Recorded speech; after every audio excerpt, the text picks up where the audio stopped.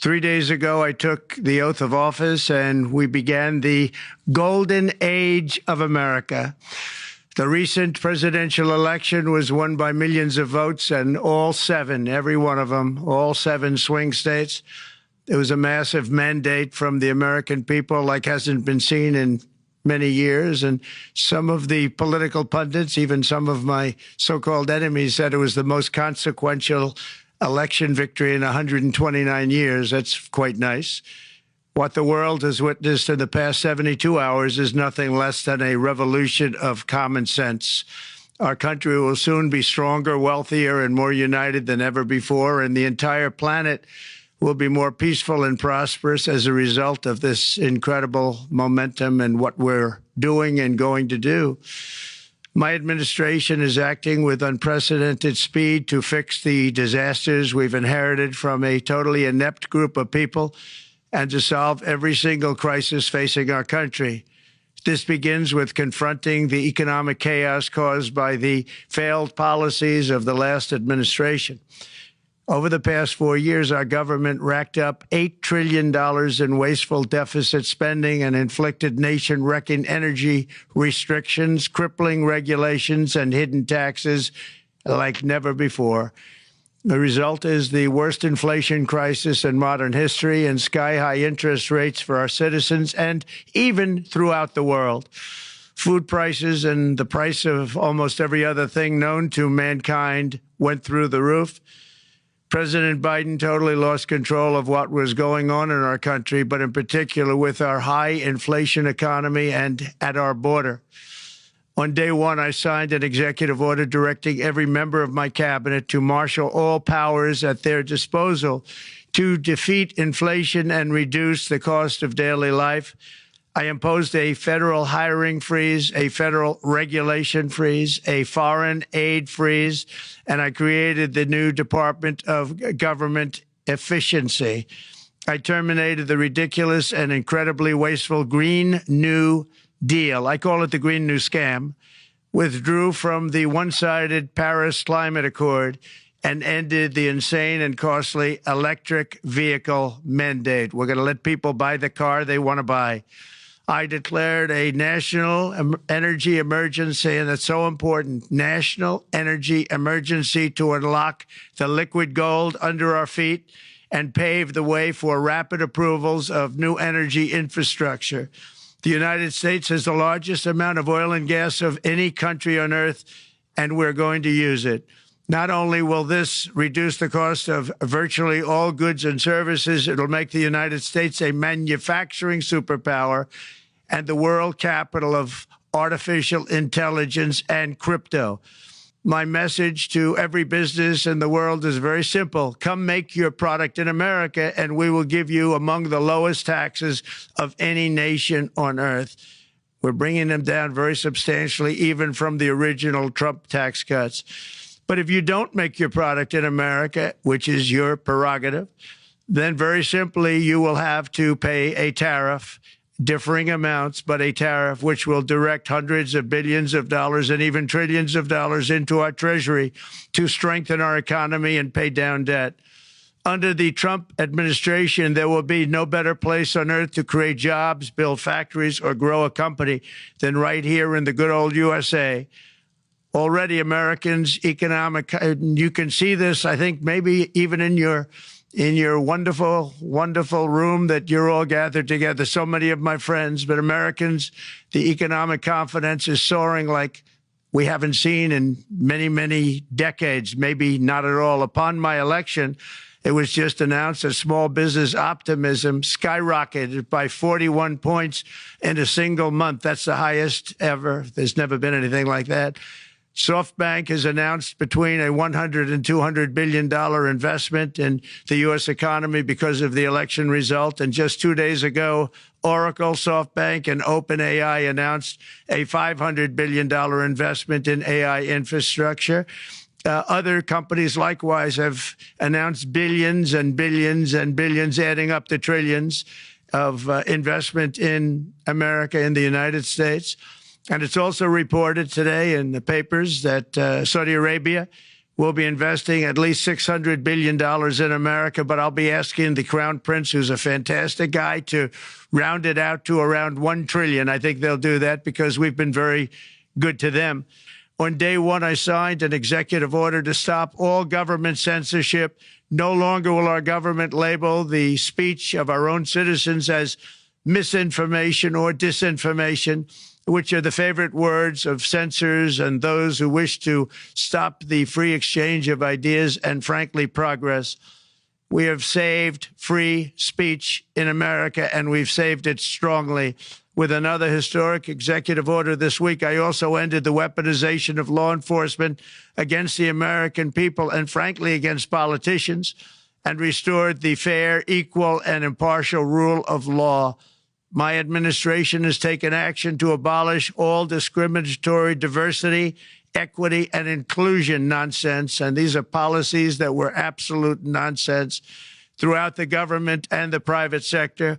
With the recent yet somewhat unexpected great Supreme Court decision just made, America will once again become a merit-based country.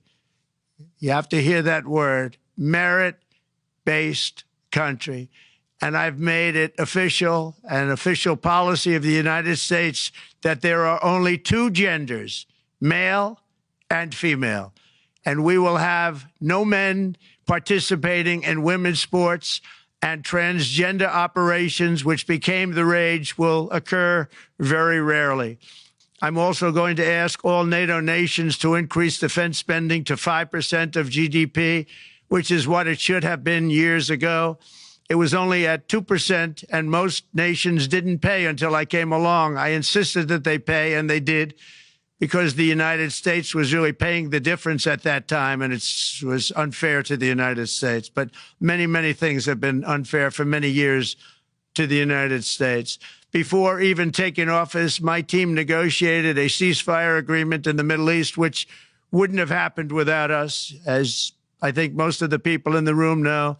Earlier this week, the hostages began to return to their families. They are returning, and it's a beautiful sight, and they'll be coming in more and more. They started coming back on Sunday.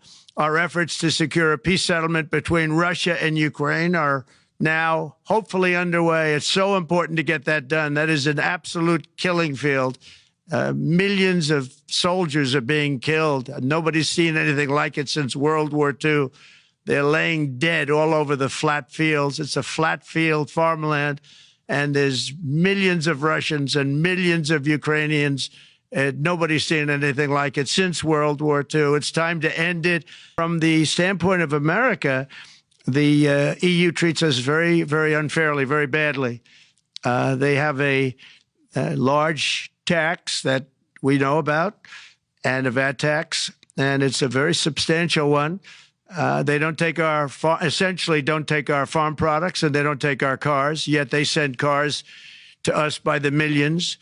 They put tariffs on things that we want to do. Like, for instance, I think they actually, in terms of, these are non-economic or non-monetary tariffs, and those are very bad.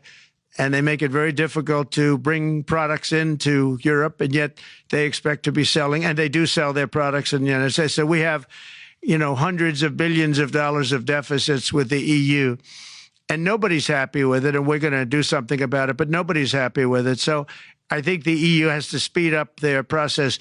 Friends of mine that are in some of the nations within the EU, great people, they want to be able to compete better, and you can't compete when you can't go through the approval process fast. There's no reason why it can't go faster. So, I'm trying to be constructive because I love Europe.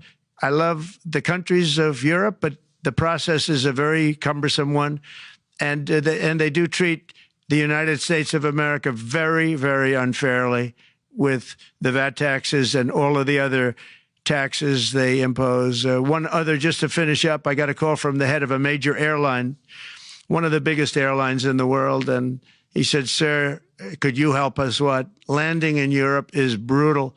They charge us fees for everything, and it's so unfair." I said, "How does it compare to China?" He said, it's much worse. And the other thing, as you know, they took court cases with Apple, and they supposedly won a case that most people didn't think was much of a case. They won 15 or 16 billion from Apple. They won billions from Google. I think they're after Facebook for billions and billions. These are American companies, whether you like them or not. They're American companies, and they shouldn't be doing that. And that's, as far as I'm concerned, it's a form of taxation. So we have some very big complaints with the EU. We are going to move very quickly. We've moved very quickly. We've done things in the last 3 days that nobody thought were possible to do in years. And it's all taking effect. It's going to have a huge impact on the economy, a huge positive impact. Money was being wasted on crazy things. Until COVID came, we had the most productive in the history of our country by far. And actually, you could look worldwide. We were beating everybody from China to everybody else. So, and we think we really now, with what we have learned and all of the other things that have taken place, we think we can even far surpass that, actually far, far surpass it. But we do, one thing we're going to be demanding is we're going to be demanding respect from other nations. Canada, we have a tremendous deficit with Canada. We're not going to have that anymore. We can't do it. I don't know if it's good for them. As you probably know, I say you can always become a state.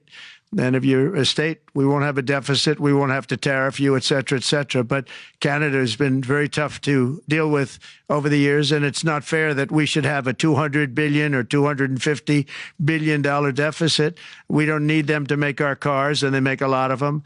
We don't need their lumber because we have our own forests, et cetera, et cetera. We don't need their oil and gas. We have more than anybody. So, just as an example, with Mexico, we're dealing with Mexico, I think, very well.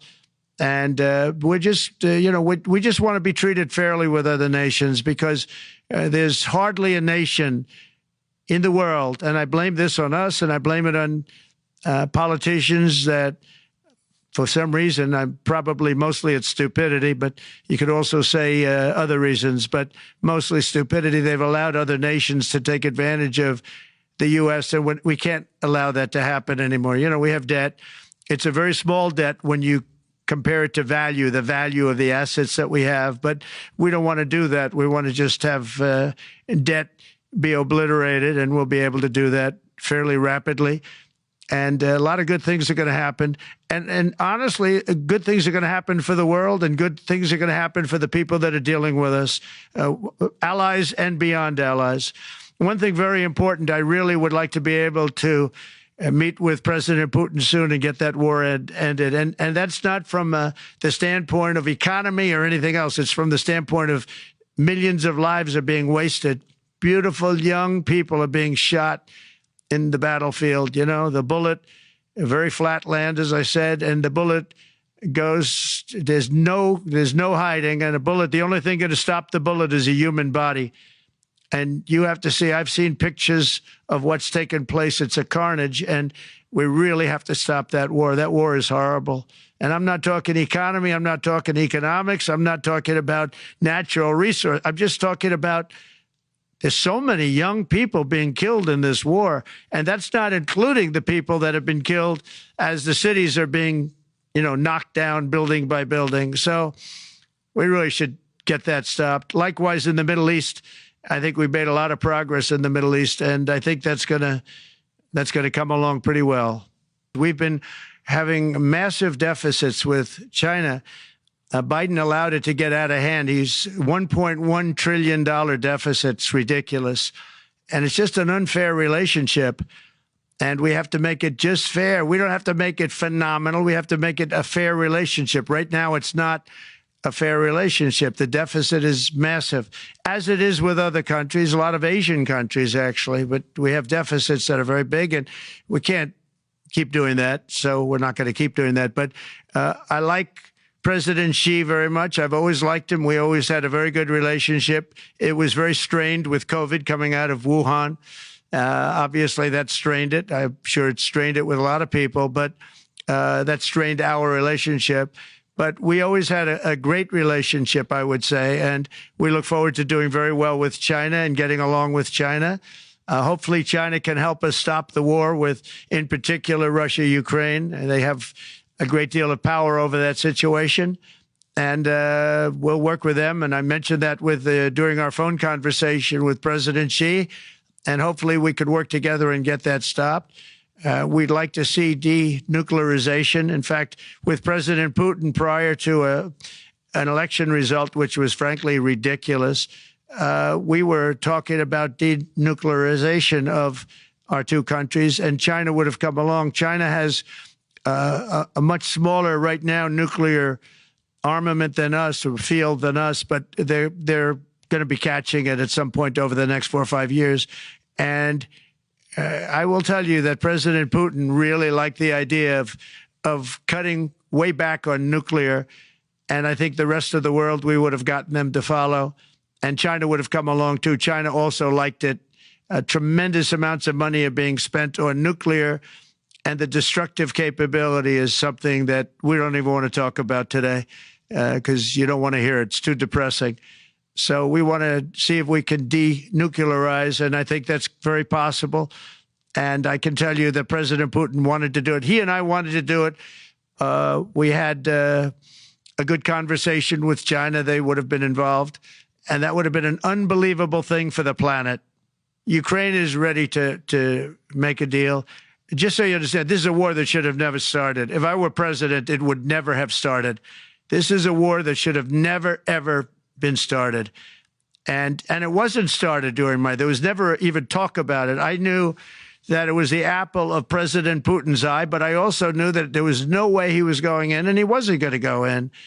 And then when I was out, bad things happened, bad things were said, a lot of stupidity all around, and you end up with what you have. Now you have all these bombed out cities. They look like demolition sites with many people killed. I think the thing that you'll see about Ukraine is that far more people have died than is being reported.